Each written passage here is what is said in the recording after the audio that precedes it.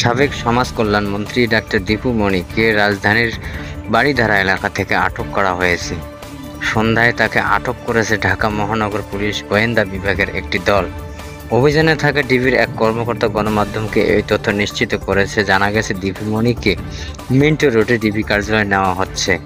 2008 সাল থেকে চাঁদপুর 3 আসনের সংসদ সদস্য হিসেবে দায়িত্ব পালন করছে দীপু মনি।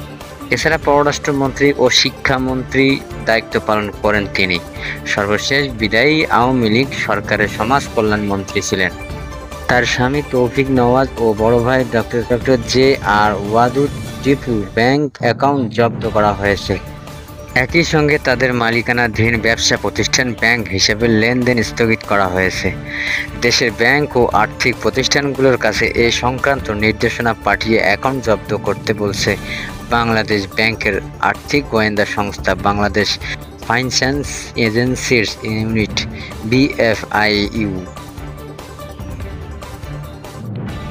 ঢাকার 2 সিটি কর্পোরেশনের মেয়র শেখ ফজলে নূর তাপস ও আতিকুল ইসলামকে তাদের পদ থেকে অপসারণ করেছে সরকার। সোমবার 19 আগস্ট তাই সরকার বিভাগের প্রজ্ঞাপনে এ তথ্য জানানো হয়েছে। ঢাকা দক্ষিণ সিটি কর্পোরেশনের ছিলেন মেয়র শেখ ফজলে নূর তাপস ও ঢাকা উত্তর সিটি কর্পোরেশনের মেয়র ছিলেন আতিকুল ইসলাম।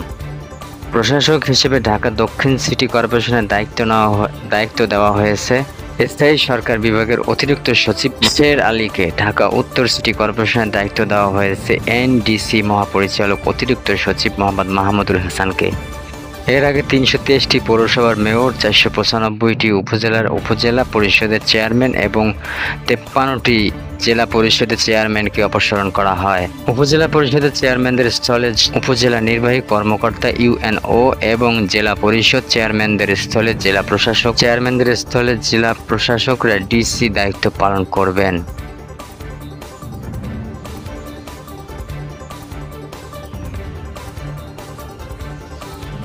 সংবিধানের 5ম দশক সংশোধনী কেন বাতিল করা হবে না তা জানতে চেয়ে রুল জারি করেছে হাইকোর্ট।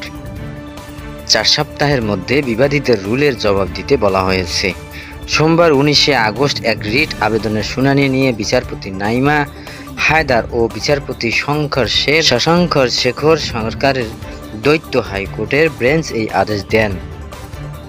পঞ্চদশ সংশোধনীর বৈধতা চ্যালেঞ্জ করে হাইকোর্টে রিট করেন সুশাসনের জন্য নাগরিকের সুজন ডক্টর বদিউল আলম মজুমদার, স্থায়ী সরকার বিশেষজ্ঞ ডক্টর তোফায়েল আহমেদ, তত্ত্বাবধায়ক সরকারের সাবেক উপদেষ্টা M হাফিজউদ্দিন সহ 5 জন। পঞ্চদশ সংশোধনীর মাধ্যমে শেখ মুজিবুর রহমানকে জাতির জনক হিসেবে স্বীকৃতিও দেওয়া হয়। এই সংশোধনীর দ্বারা তত্ত্বাবধায়ক সরকার ব্যবস্থা বাতিল করা হয়। জাতীয় সংসদে নারীদের জন্য সংরক্ষিত আসন সংখ্যা বিদ্যমান 45 এর স্থলে 50 জন করা হয়।